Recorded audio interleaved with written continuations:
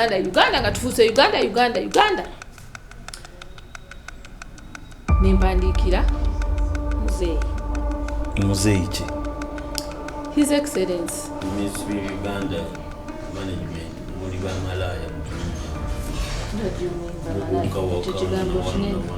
no malaya kitegeeza aba bantu tebatusponseringa tugwe motoka tuzigula tuddayo kapeeka general agala tulaba annaye jukira olubuto bwe tuvuga tutuuka mukubo we mga yimirira enjala ennuma naye Nanyonjo olabka olukitunzo yagala kunziba nemugamba jeno nze no siri maketi ya nze nali manyi ba Miss Uganda babeera bya kusosola njala kunyusa mimwa ambala kukondo.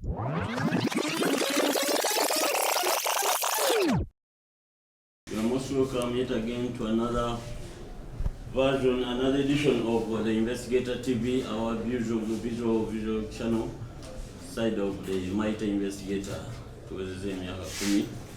We are now into visual stuff and we are going beyond. I'm standing down with the investigators as usual, the gun that fires, not that one for hire. And today I'm standing in for my colleague, Jacob David Waruluka. 24/7 like an AK-47.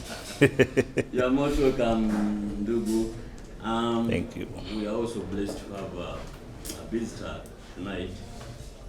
She's Madame Brenda Nanyonjo, the household name in Uganda lately. You are most welcome. Thank Brenda. you for having me. You have another name apart from Brenda Nanyonjo? No. I have AKAs, but those are my names. AKAs like what? I'm referred to or known also as Mama or Miss B. Yeah, that's it. So tonight we are having the Miss Uganda topic.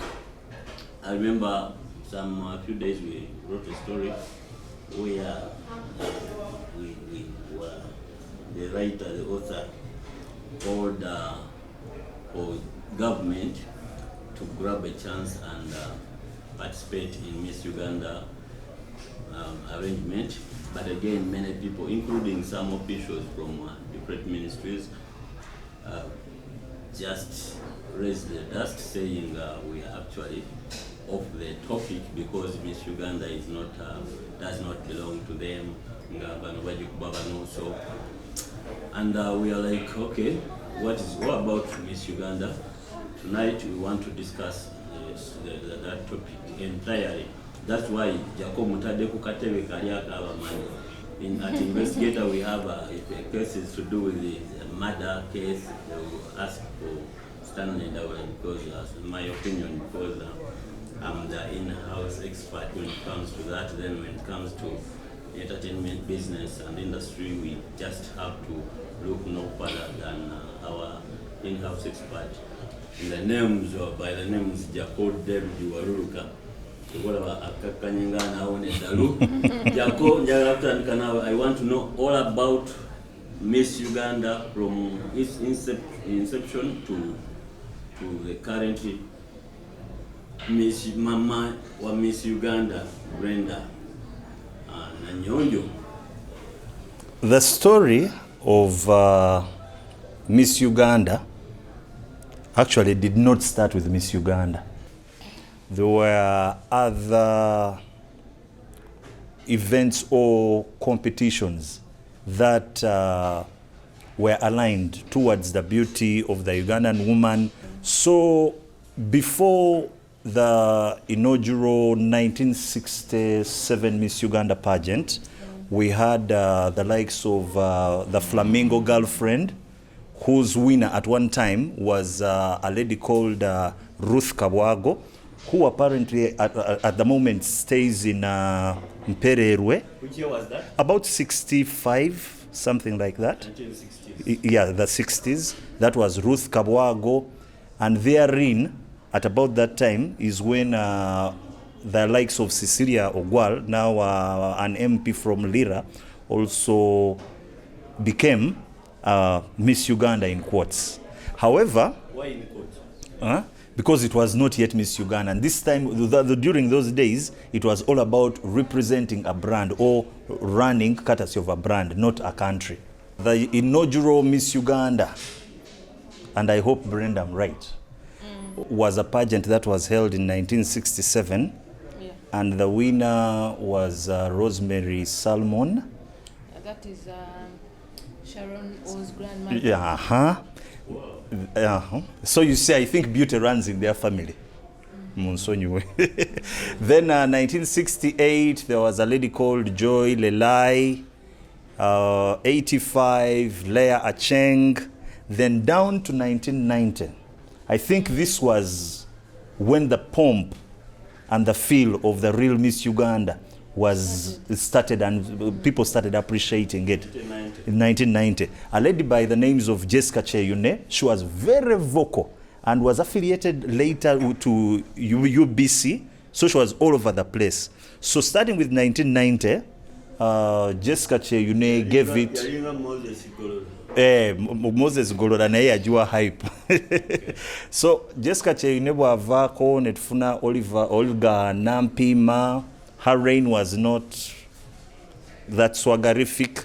Then went down to Linda Bazalachi. Do you remember her? 1993. 1993. Thank you for the correction. So Linda Bazalaki took over the mantle, and during that time, I think it was Bell Lager or Uganda Breweries that was sponsoring Mpola Mpola.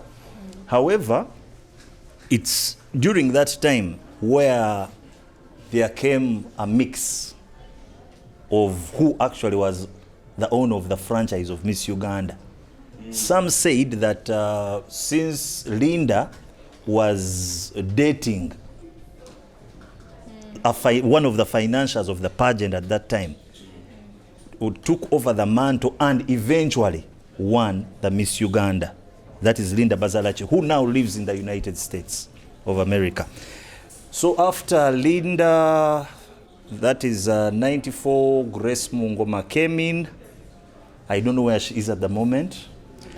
Then there is Shiba Kerere. Betty Natunga. Because I contested in Betty Natunga. Which year was that?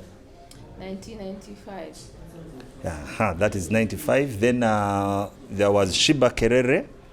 That is 96. I think she was also facially presentable, but did not live to her expectation, if I am right.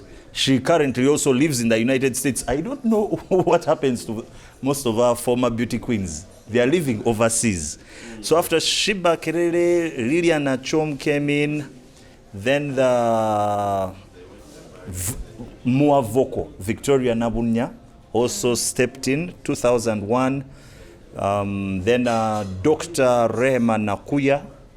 Yes. After Dr. Rehema Nakuya, there was another banger. This girl was all over the place during that time. And Brenda, we used to meet somewhere. And Aisha Nasanga was, yes, she used to be frequenting nightclubs like Club Silk at that time. She had the vibe. So after Nasanga, in came Barbara Chimbugwe, another hippie young lady. She had the valor, and she still does at her age. She's also married in the United States. Even Salma. Yeah, Salma. Yeah, some of those things slipped my mind. Thank you for the correction. Then Juliet Akankwasa, 205. Monica Kasiate, Dalish, just there like that. She hung in there, Mpola Mpola. Then came in Dora Mwima. She's now also married to a former boss of Darling, where she used to work. 28. She's now called Dora Mwima Barak. She's a happy mother with a clothesline and a baby product business. Then in came the controversial Maria Namiro. That is the time when a lady from the UK called Rosemary Church had taken over the mantle. So from who was it? Zarango. From Zolea. From Zolea Zarango. So what happens is that Maria Namiro, she preferred to call herself Maria Namiro, was a winner of those editions that they have, during that time had outside. That is, she won the UK audition, and came down with Rosemary Church, the organizer. So mpola through, I think that time the pageant was held at the Royal, I forget the name, Imperial Royal. And that's when she controversially won that Miss Uganda. Why do you say controversial?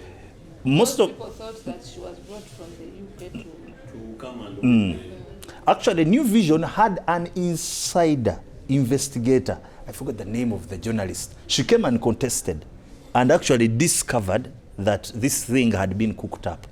The one of Maria Namiro. Despite the fact I know the other bit of the story also.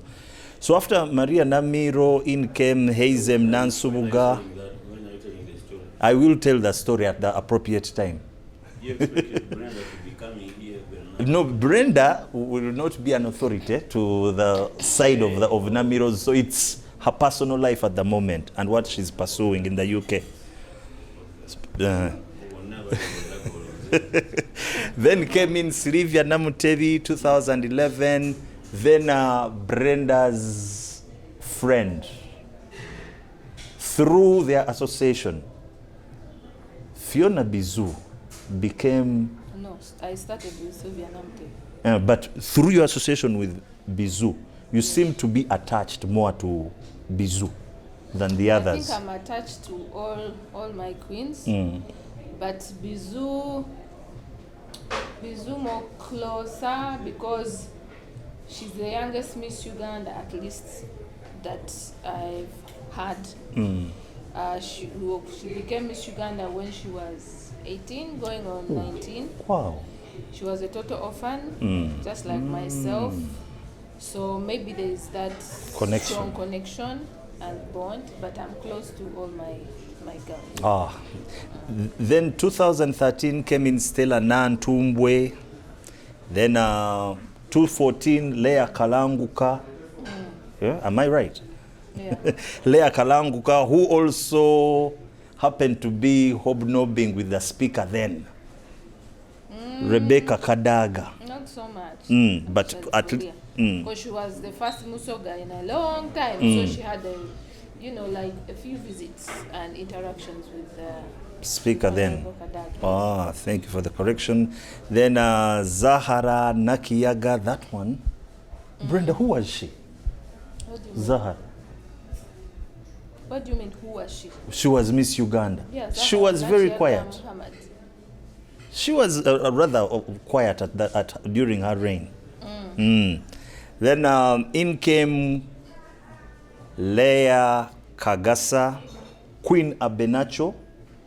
She was a thriller. I agree, and hope you too agree. 2018. Then 2019 came in Oliver Nakakande. 2020, Elizabeth Bagaya, the Miss Uganda COVID era. Then to our freshest, Elizabeth. Bagaya. Then came in the freshest, the one that we are going to be talking more about. That is Hannah Karema. What are her other names? Tumukunde. Hannah Karema. So that is the brief. Wow, that's very good. Thank you for taking us through that journey from the beginning of Miss Uganda to date. And I've not heard Elizabeth Bagaya, the senior. She was not a Miss Uganda. She has never been one. She was a model. She was a model. Why do people take it? She was the first Ugandan model to work internationally. She was Seem not to confuse Miss Uganda with the... Why do you think is the confusion? The name. The names rhyme. And with our, we call them armchair journalists. They pick and Okay, because a lie told several becomes kind of a... So Brenda, mu lulimi lwonna basinga okutegeera buuza ku balabi baffe. Here we are so much of investigative pieces, so we don't expect you to naza ebigambo ebimu. We just need to know exactly what you have not told anybody else. You tell us. Whatever you don't want to be asked, we shall ask you. You just need to be free and feel at home as an investigator by telling the truth. Here we go. Our basics here. The truth is one of them. We tell the truth, we are good with the people. So, who is Brenda? For starters, hello viewers. Nina abatulaba wano ku Investigator TV mbalamusiza mujebale. Jemukozeeko olunaku lwa leero oba gyembadde mukola okuva omwaka bwe gwatandika. How's life going? How's life treating you? My name is Brenda Nanyonjo, CEO Miss Uganda, and so many other things, but I'll just say CEO Miss Uganda because today we mulamwa. So ndi mukyala omukozi ennyo. Brenda, Ndi mama. I asked who is Brenda. Byonna byetukweka ng'olwokuba tuli ku Uganda. Ndi mama. Ndi mukyala azannya katemba olumu ku stage ne ku screens. Ndi mukyala nesikyayimba so sisobola kuyita muyimbi kati. Naye nga nayimbako. Namakula akyayimbi. Namakula ki? Namakula ani ono secretary general w'abayimbi. Halima Namakula. Akyayimba. Ye akyali active. Omwana omuto ogamba ojambu wawumula. No, saawumula nti nafuna ebintu ebirala byenkola nebintaking away from music. Ate nze music bwe nayimba so no wa DJ teka mu CD tugende. It was live music, live band. That's my training. So CD, DJ, track number, phone. So talk of the training. Which particular training is that? Live music, live band, live performance, kind of music. Yes, CD. So ndi ebyo byonna ndi mukyala mukozi.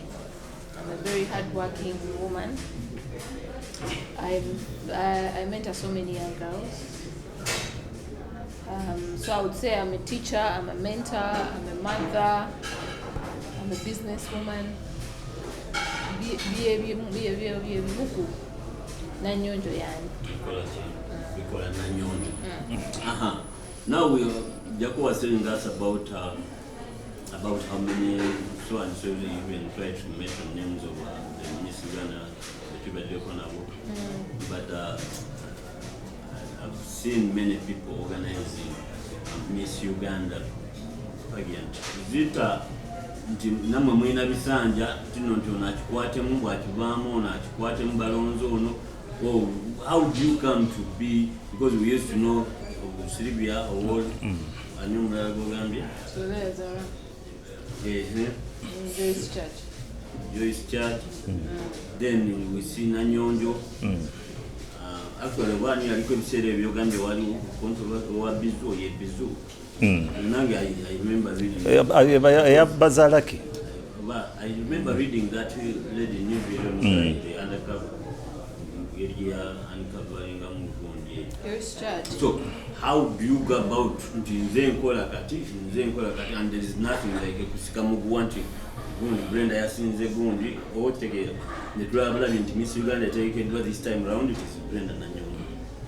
And there is nothing like any competition in who is running what. Teddy competition because Miss Uganda still tebagaba bisanja. Miss Uganda license eva ku Miss World. Miss World ekuwa license. Uli yango jikoyo ngo jibadiza muntu omalanga agitwala. Ya so si byangu bakulonze simanyi gwe kisanja kyo kiweddeko nedda. Kati gomanya kati gobona chiko. Toina bosemba toina gokola kingo wandikira nti. Gamba chiko. So okusemba omuntu actually kijja kumpanya essanyu senga omu ku bantu bembadde nkola nabo oba omuntu abaana be mentorinze.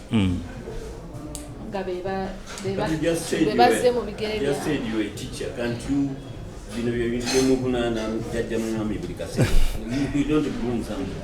No, Jebali, interests are things because there's like 3 of them. The money potential maybe never kuma ne values kuba Miss Uganda ono over the years abaddemu ebintu bingi mubadde mu biwulira nti you know toba batunze abawala oba biki bitugezezzaako nnyo okukyusa endowooza y'abantu ku Miss Uganda okwewala ebintu nga bwe bityo.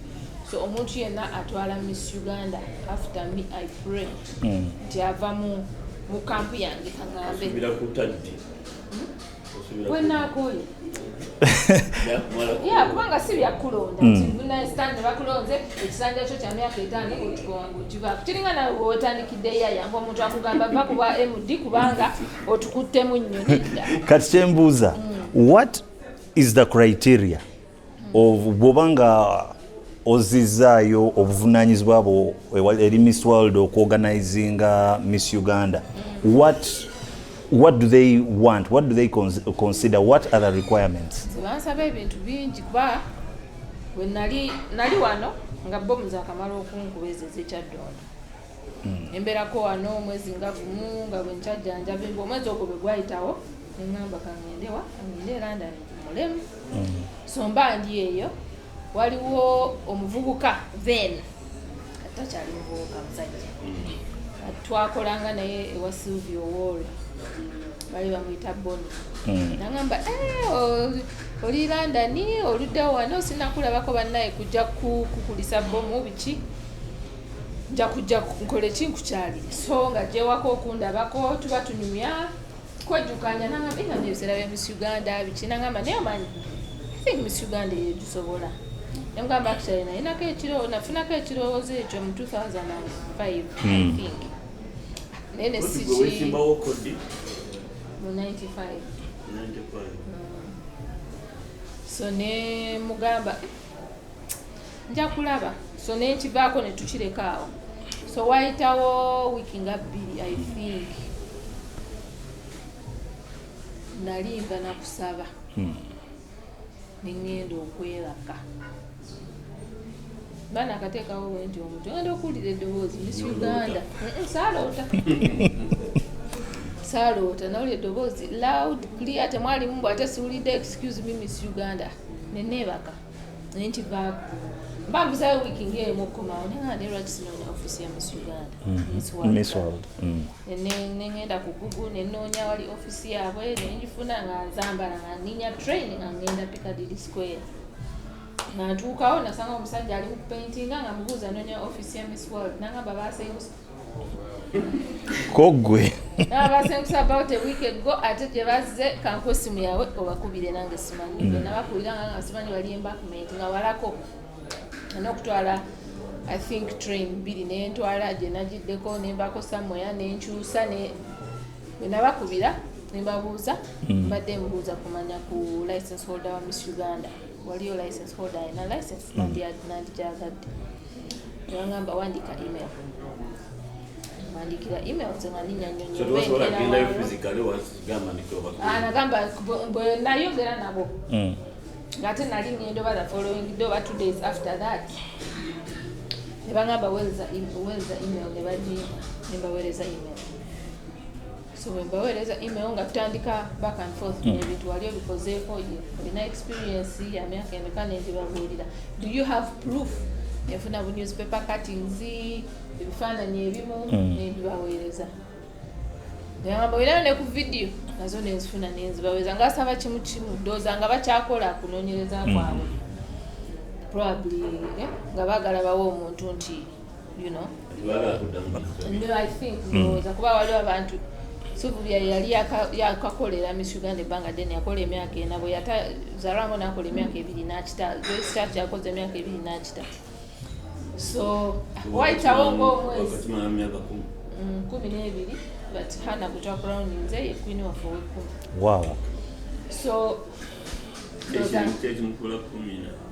kubanga twalina covid time so ndowooza bamala okukola okunoonyereza kwabwe ne balaba nga asaanidde ayitawo ng'omwezi gumu ne baŋŋamba license tukikuwadde era ne bambuza intendinga kubeera nayo bbanga ki ndowooza okuddayo ku kiri kye baali bakoye after every 2 years bagamba at least nga 10 years mwamboke naye nga nange simaba 10 years ekyo nakusobola naye nemba n'okukkiriza so ne tutandika naye tebyali byangu 2011 sponsor asinga lwakavuyo ka Joyce Church nga tebaagala kukwata ku Miss Uganda abambagamba sooka okole kyonna ky'osobola okukola sooka okole tunaabiraba so nagenda mu NBL ndaba Daniel Gong that time katawo nga ye I think marketing manager marketing director mu 2011 yeah NBL so marketing director nga alina brands managers so when agenda yo ne muwulira afuna license ya Miss World nga congratulations bichi agamba Miss World is Uganda badde ne bichi agamba ate kirala time jojiddemu tubadde to closing our budgets agamba naye let me take a chance and the reason I'm taking a chance is because I've seen you work behind the scenes in fashion shows ne ku Miss Uganda because there's a time a club is sponsoring bitena bya Sylvia ati nganze beera backstage ife training abawala bichi angamba I will do that basing on the because you're hardworking and I know you're very passionate about this. But just do me one thing, make sure event evamu bulungi, bwevamu bulungi. Signing emyaka miwanvu. So what did their sponsorship entail? It was 20 million cash and then media. 20 million cash ezo ng'ekintu ekisinga kuba Sylvia we yali yalekera akola Miss Uganda motoka. Babale motoka eyo tebagifuna. Abagiteekawo I think for sure, but after that abantu basanga kuzimboda bichi I think Saleh omwaka ogwasooka teyateekawo motoka omwaka ogwokubiri yateekawo motoka kuba yalina RAV4 ne bagibrandingako ebigambo nga pink naye after that teyaddamu kulabika then ku Joyce Church oba kyo kyali kiteera nakyo yali tasobola muwa motoka lwakubanga oli yali ava gyavudde and it was a setup ati kati omwaka ogwasembayo gwe ya crowninga haze me omwaka ogwokubiri era nako I think tewali motoka anyway ezo sente tezimala abaana balina okugenda mu bootcamp tetwagenda mu regions kubanga first tewali budget tu nga tewali na time natunda emotoka yange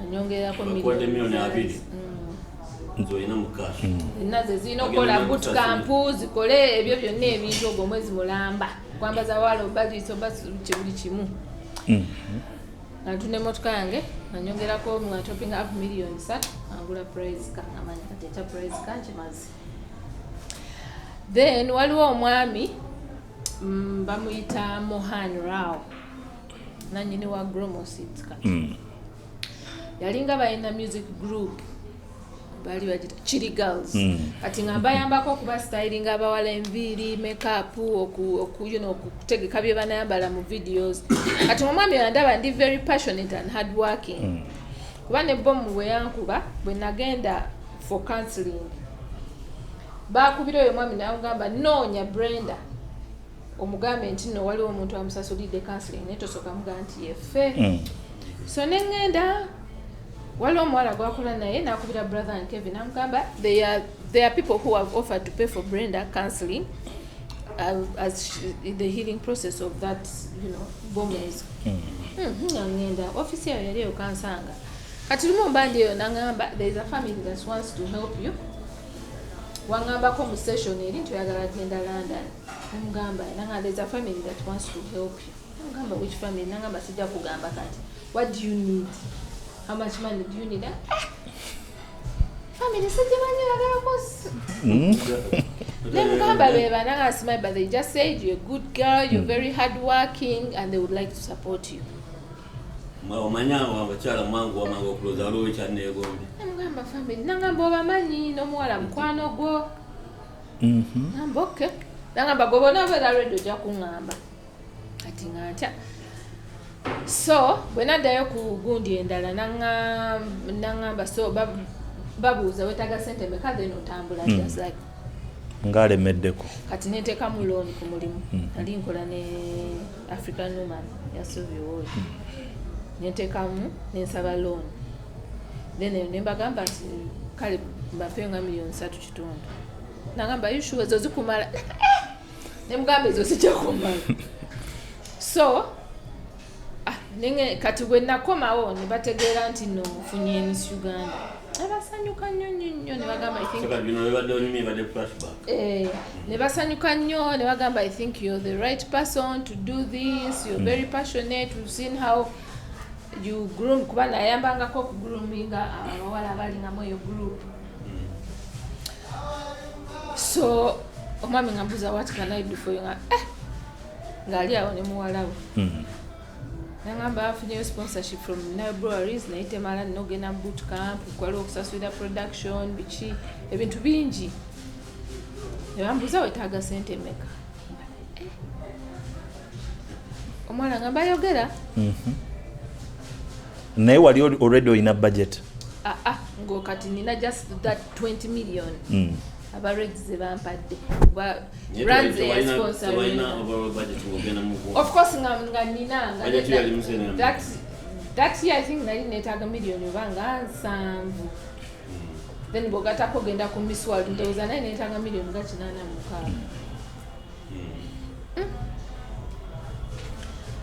86 ngamba kale wacho wakwogera tukatukirowozeeko ffe tujja kukubira mbanja I remember it was a Saturday omwala nga omwala nkubira because no one has ever done something like that for me omwala nga nkubira nangamba are you sitting or standing namugamba Mariam why nangamba you need to sit for this one ngamba nangamba nemugamba I'm standing but I'm okay nangamba papa is going to give you yangamba 15 million okusoka nemugamba what nangamba papa is going to give you 15 million zikuyambeko okuteeka Miss Uganda oh my god nemugamba is there a brand jagalo promoting abishi nangamba yeah waliwo brand that time waliwo ka wine nga bakaita Mavira wine ampa sente kasikiriza mangu nnyo the following week netugenda ku Mary Center netubooking accommodation netugidepositingako mbandi mu camp mbandi mu camp ne waitawo weekend nga babeera bankerako nangamba oliota kati mbagamba gyendi bitambula mpola kati nga waliwo omuntu omu ku tiimu ye ng'abeera abagana agamba akyasitwagolingamu biki a fly on the wall nangamba nja kuyitako kampu nkulabe mubachekingeko najja ne $1 million. That is 25 omuwala ne $1 million. Netutambuza bwe tutyo kati bwe twatukogenda ku Miss World kwa ticket sales watakola million zali 3 ticket sales abantu okujja mu show that year tukatumaliriza tunogenda abantu okujja okulaba Miss Uganda abasasula ku mulyango yes yet so kati event ngeggwa amawulire nga gawandika Miss Uganda is back, Nanyonjo has brought Miss Uganda back, Nanyonjo has resurrected Miss Uganda back. Kati oba yali ani awandika oba yali observer agamba Nanyonjo underestimated herself event nakiteeka mu kifo ekitono because ekifo kyajjula golf course hotel balina mu hall yabwe nejjula ne bagula enzigi ne bagulawo amadirisa abantu balabira amadirisa bagamba Nanyonjo underestimated herself by choosing a smaller venue. NBL ne basanyuka agamba bamale no week kuba mwalimu nnyo okola interviews za Miss Uganda biki agamba bamale no week the following week Tuesday mujje tusigning kati olonga n'abatugamba musoke mukoleko kyatatoga mujje biki ekigamba nedda baba kigendera okozesa ekifo ekitono of course nakigendera first of all nga twali tetumanyi turn up enebeta will people even come to watch the show okitegeera so netugabayoko some tickets then abantu ne bagula abo abagula ezo yali oba yebiri kitundu oba gumu kitundu something like something like that. So Reds nga basayininga myaka esatu nga tutambuza, then struggles zaffe aba Reds bwe bavaako awo struggles nezitandika. Actually nali mbivudde nako nanoonya sponsor abasponsor that time kati ndowooza engeri gye baali bamanyidde ekiri nti no Reds ye lead sponsor biki kati abalala nga what happened to Reds abalala nga bali reluctant. So kati that time nali mpulira nkooye NBL yabagamba mujje tusayininge. Yeah. After that nimugina musayininga. Netusayininga netubeera nga tutambuza then netuddayo ne mu regions esatu. Netuddayo ne mu regions nga tukola regional searches nga tugendera ddala mu regions. Then 2014 sponsorship ng'etawaanya. Aye nali lubuto that time. Nga kati kyatukeesera ne bintama. Ngende wa doctor wange ne mubuuza bwe njagala okutambula. Nanga basooka ogenda obuuze airline. Gundi like basemba kukukkiriza nga how many weeks. And I was ngamba 34 36 weeks. Number when you're ready, ulete ebbaluwa okuva ew'omusawo ne before your 36 weeks.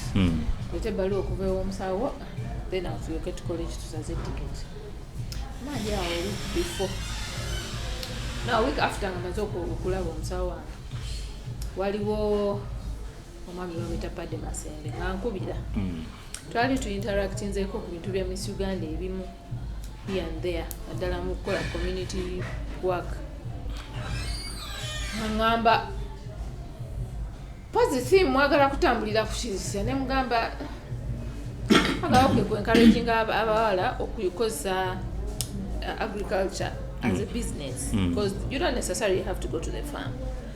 Osobola okuteekako abalima biki. Agamba kizimbe bulungi ne mugamba Padde. Kizimbe bulungi. Ngenda kutwala ewa Saleh nga twalisa mulina. Ali ku bibye. Ate Saleh ne Miss Uganda. Bikwataganirawo. Nangamba gwe kibanga kiriko agriculture ebyo ebintu abyagala nnyo. And for young people and young women that's the nembeera nga like bintamye nangamba omakati gwe wandikayo just draft awo nze njitunulemu ngitereze njagimuwa. I was reluctant. Ngoli mukloza yagenda bwenu. Musumba encouraging anangamba tekina just tukole ogimuwe yagitunulemu agitereze nga bwalaba 2014. Wali wechaye to. Nechaye. Never Miss World what is that gundi yao. Nga sina gibaddiza naye nga sina nabaga nti sigenda kukola naye nga mpulira bintami. So nagiwandiika nagamba nagisindise nemuga Padde nze no ngenda nagamba linda kolagawa nemuga ngenda nagamba lindako mpamu week 2 bwe tuba tetunalaba nemuga week 2 nga ennyonyi bajja kuŋŋana okutambula mbandi awo olumu ngayise ennaku nga 3 nagamba ebbaluwa geno yamutuukako tuyina meeting nemuga tuyina meeting kuzaala oba kudduka kibabu kya Miss Uganda. Nagamba twafunye meeting tugenda ekapeeka kuba yangamba nga leero nga tugenda nca. Nagamba enkya ku ssaawa 4 ngenda kukima wano nga nkiba nga tugenda n'akabuto kange tutuuka eyo nga tulaga Geno angamba ono nga mukofu enewe nga ntuula nga munnyonnyola buli kimu nga ntunulira bw'ati naye Nanyonjo olabika olukitunzo oyagala kunziba nemugamba Geno nze no siri marketeer ekintu kyenkubu kyenjogeddeko nkimanyi nkitegeera bulungi nkyagala nnyo. Namba Nanyonjo kankirowoozeeko naye nze nali manyi ba Miss Uganda babeera byakusosola njala kumisa mimwa ambala bukondo kati agamba araba nakola bate ebyokulima nemugamba Geno tebalina kukwatira ddala nkumbi naye abaana abato emyaka gino balina okukimanya kubanga emmere gye tulya buli kanaku everyday we eat food. Bw'obuuza abaana abawala abasinga business ki gy'oyagala okukola buli manyi njagala kukola salon njagala kukola ka boutique njagala okitegeera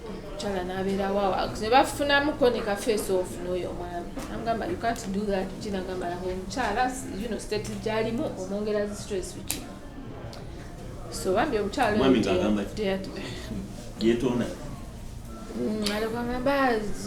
yasooka kunenya muwala wa Jeno but I was coming with the money kinamugamba but why wakiwadde kubanga zo sente obadde ozirina wiiki namba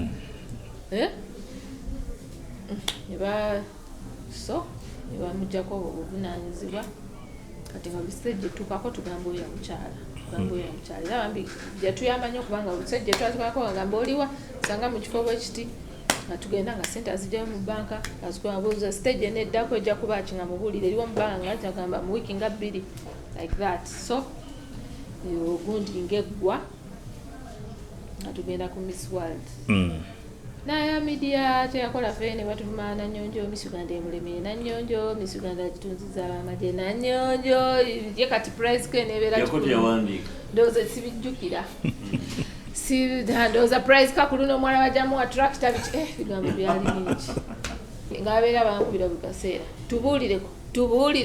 tubuulire kati ne Miss Uganda twamala ebulayo wiiki zaali 2 nzaale nga terezo wiiki zebbiri zezibulayo bagende ku Miss World yali London.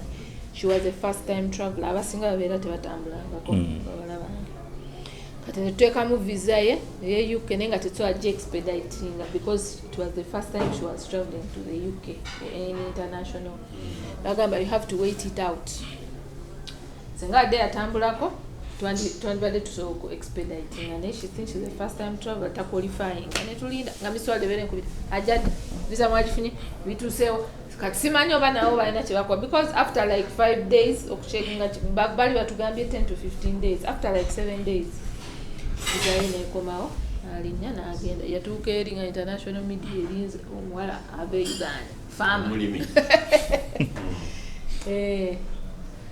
so netambula bwetyo 2015 but you had trained her properly. I remember interviewing her actually then mwali mwabategese tufuba tugezaako so 2015 Jeno yatu sponsoring era nesi 100% ngaluli sponsoring by like 50%. Then 2016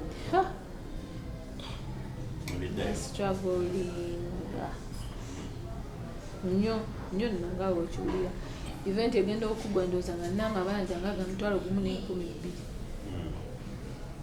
nenva wano event bwe yaggwa mwana n'agenda ate tugenda ku Miss World tuba ku Miss World around Feb 2017 nenva wano nengenda e London kati tiimu yange omusumba n'abalala abagenda mu basponsor normally nga tutandika okunoonya aba sponsorship nembagamba nze nja kukomawo a month before to launching then ngeri wazaala otya namala nzaalidde wano kubanga twamaliriza ne wayitawo wiiki 2 n'enzaala bwe twamala okutikira liya kalanguka so 2017 Feb nengenda tiimu yange nesigala wano ngegenda mu basponsor naye nga basponsor bawamubuzi babuza where is Nanyonjo?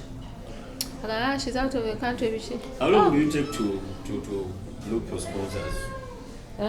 It depends. Sometimes 3 months before. To look for sponsors. Yeah, at least 3 months before, 4 months before. 7 job. No, not really. But partners have called a minimum community, yes. 24-hour job. It was sponsor like obomwaka okutandika ngaebulayo emyezi 3 before we start. 3 obeena before we start. So 2017 sponsor ali mukubuuza Nanyonjo aliwa nga taliyo. Are you sure she's the one still doing this thing? Kifuuka nga so akusaza mbi enkolere ate nzijeno okunoonya ba sponsor. Ba sponsor ne babeera elusive nengamba mmanyi tetugenda kukola 2017 tugeze. Brenda, oba onyoma brands. Ngama NBL namba yakwa jaso obukadde 2. No, gwa mwaka ogwasooka twagenda bajesi zaabwe zigize that first year. You understand? Senior brands. So ndowooza nti Miss Uganda obanga olina sponsors nga batano bakumala nga buli omu alese millions kati olaba ekyo kiri awo eriyo ne ba decision makers nga tebabilivingira mu Miss Uganda ate beera nga nabateekamu mugwa.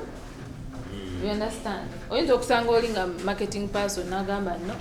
Brenda, ebyo sinza okusanga mu Miss Uganda. Era bibadde ebyo okuva nga mu 2016 sponsorships nga ziri doji. Tandika okuwekekinga Uganda Cranes going to sponsoring. Is it going to Airtel now? Now we do MTN as a mojitwa. Aliwo gundi zetumanyi ate gundi bwotunuulira Uganda Cranes tekyayina mpira gyayewana tegikyasikanyo bantu namugongo tebalina na audience okitegeera naye baba sponsoring emipiira gya masaza kapu gina gundi ba sponsors zeno za Miss Uganda olowooza tolina kunaku mu kunoonya ba sponsors permanent at least abantu nomanya nti tuno tumusayiniza emyaka 5 kati nga bwe nkugambye nti kiva ku muntu nga takkiririza mu kintu ng'abantu for example abalina perception embi about Miss Uganda abaana bwe babeera eyo twawuliranga batundanga bala mwawuliranga but have you taken time to really find out obana kati nekyo nakyo kyogereko ddala kituufu babatundangawo nze simanyi wabyesimba muntu wali akugamba nti mwami oli waffe n'abantu abateeka bambi that time baali bavubuka abatoto n'amanya gaabwe sigajjukira nze weneesimbira ate nange nali muto nze anti wange yanyamba okunoonya sponsorship time gye neesimbirawo naye nakajoininga S5 anti weyanamna netugenda mubakwano be omubabiri asanaga muleete sente omwana wange agenda mu Miss Uganda first of all ffe tetutuma baana mbuno wetaaga gawunzi bweziti biki byonna tubibakolera mu boot camp tebalina sente zebasasula naye nga tubaliisa tubasuza tubajjanjaba of course ebyo ebintu nti omuntu afunye food poisoning alina malaria biki naye omuntu baba alina ebirwadde ebyo mbulina sukaali simanyi nina asthma tubagamba jangu n'eddagala lyo ffe tujja kukola ku bino ebintu so budget ebeera nnene nnyo but tetubasaba ssente kwewala bintu ebyo omwana gyagenda ne list eriko ebintu bingi nnyo abitwalire would be sponsor. So you'd rather do it yourself? Yeah. Now, who has been your most consistent sponsor or partner?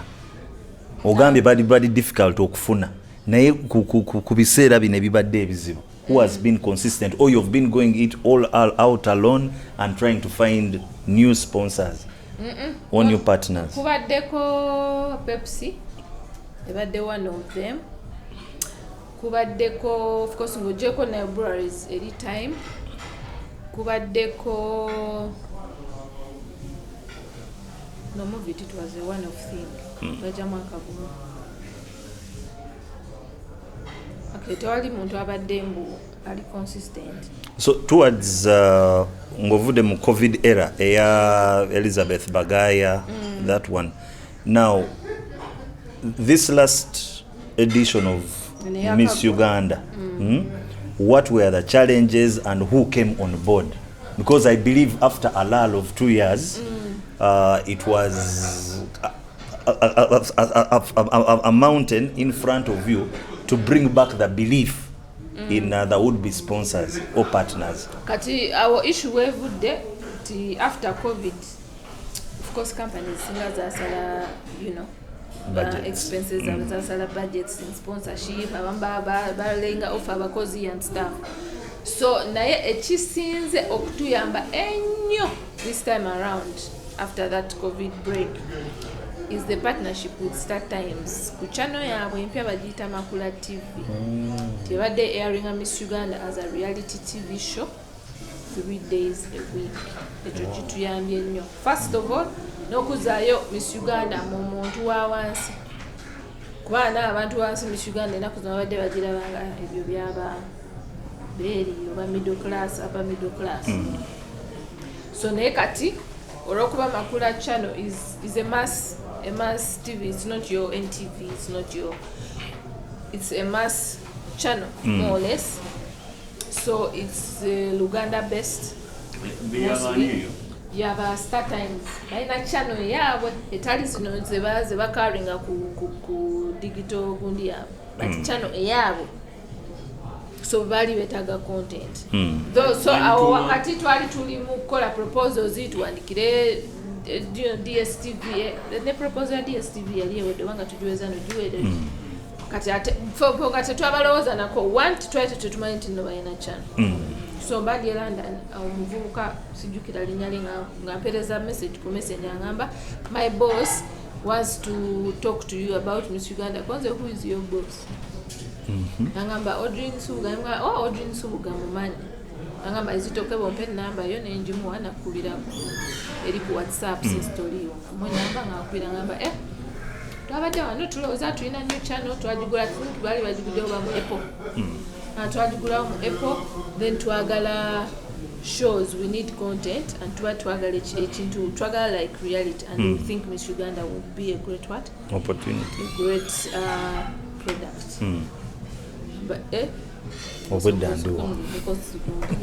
DSTV don't follow it any further ono yazeje tuli so when I come along to having a meeting ya soka yagenda bulungi so to having a meeting back and forth back to finalizing so echo kiyambye nnyo type period yetukomyewo post covid kiyambye nnyo. So how long is this deal partnership? Ekyagenda maaso ne 2024 2025 tujja kuba nabo. Brenda bangamba mugaba motoka zitali era mu story gyetwawandiika jjo nga tugamba nti bintu bikola wakati mu kunyigirizibwa emotoka zowaaba gundi byakwegayirira bannaye tujja kusasula mpola ekyo kituufu ngendayo netuteekayo sente ze ziba ziriwo emotoka nebeerawo sasula mpola nyingi twakolaganako ne Shata Iwasa Future Holdings Miss Uganda management muli bamalaya no malaya kitegeeza aba bantu tebatusponseringa tugwe emotoka tuzigula they don't sponsor us so tuteekayo sente zetulina ne batuwaayo period niso netubeera nga batufunanga tuteekayo paka emotoka tugimala lwaki okunayo omuntu nga kampani gasponsoringa tulina Toyota wanetunda nnyo tulina wabamuno Mercedes zeziwulira nko Toyota nga basponsoringa emotoka era mpulira babekibaguzangako ojja okuna ekibanda nowati kati eno TV kyetuyambi nti already kati waliwo ebibanda bisatu ebyagambe next year mujje ffe tujja bawa emotoka yes ebibanda bisatu agambe next year mutuwe proposal mangu kubanga ekiyambyeko with the TV show nti sponsor tafuna bufuni nti nja kuteekayo pull-up banner obulango bwange bubeere ku screen ku show ofuna ne product placement kitegedde nti ofuna more for your for your brand or product. So at next going to next year twina sponsor twina motoka itali ya bunkenga tetuna ani gwe tugenda naye nga waliwo ebibanda nga bisatu ebyagambe ffe twagala obbawo kati ya hawa bajibanya sente ya hawa hana bamanja milioni 15. ekyo kireeta ku kyetwabadde twogera abantu babagamba gavumenti mugirumbira bwereere kuba tebagamba nti no nti this is a marketing what kati for instance kutegeeza bannaku abatala kutegeera bulungi mu story eyo kati for instance tulaba ebibanda bimeka ebisatu bigamba twagala kukola ki sponsoring after so many years of Miss Uganda kati balaba nti waliwo enjawulo ekoleddwa nti to associate with Miss Uganda wana kyinza okufuna by the way nange webali kunzikiriza yabaleetera ekyemisana ne bawoomerwa so kyetutegeeza mu ekyo ne government kyetwali tukigamba temutuwa ssente buwi kati for instance General Saleh yakiyingiramu ng'alaba kiina kyekigenda okuboosting agriculture which is his docket okitegeera naye Uganda ebulwa ekyanga government ne ministries kyerowooza nti esobola okukola ki okugula I think the issue yange from Miss Uganda so kindeetera yensobola kimbadde nkubuuza n'okubuuza omala bbanga kingoosa obuyambi maybe tokimanyi bulungi nti nti gavumenti erina financial year olina kugenda mu budde bwe buti bwogenda nga financial year eri closed bayinza obutakuyamba I mean oba si gwe okimarketinze obulungi oba ddala olabira ddala nti gavumenti erina kyeyinza kuganyulwamu mu Miss Uganda to associate with Miss Uganda abantu bakulumba ndoza wabirabanga eyo business eyo biki you get it government mujesonyi. What do you think? Wakati the chintu banchirete ntyachi here is the kati for example obasijja gamba nnyo nti ministry ya tourism banenyako naye baina amu yayo ekolagana ku promotinga no ku marketinga Uganda, which is Uganda Tourism Board. Uganda Tourism Board bemba wandikira nemba saba sponsorship ne muntu alliance circles nemba esonyiwa nempandikira ministry ya tourism ne following up okumala emyezi 3 no mwaka gwabe nakyo gwenjogerako kuba nawandikira UTB nempandikira tourism nempandikira Ministry of Gender, Labour and Social Development and I followed up for close to 3 months angendayo once every week religiously.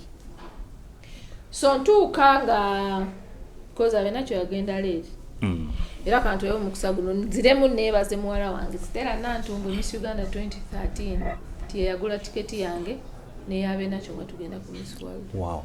Twalireeti nangamba mama kiki ne mugamba sente zikyagaana okuwera nangamba mwagala kutambulira ku nnyonyi kinze ntambulira nnyo ku Emirates ne mugamba Emirates nangamba okay tiketi nazigula ne mugamba yabe nakyo yatambulenga ku Monday, that was like Saturday evening nze njagenda like 2 weeks or a week before the finale. So ebintu bine binaba bisigadde ngozi okukozesa ku grand finale bikinze njagenda nazo.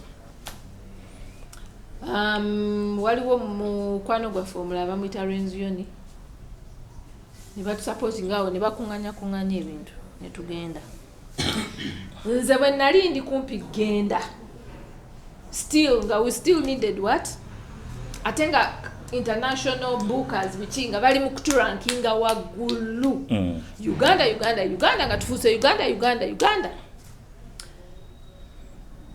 nempandikira muzeyi ki His Excellency awo wenyine wetugenda okugira mbadde simanyi ne jjajja mwami wabimuyingizamu awo wenyine wetugenda okukomerawo bannaffe temuvaawo twagala okuva ku ntebe zino nga tutegedde Miss Uganda from A to Z n'obugambo obwo mugiramu webeerawo tugenda kukomawo.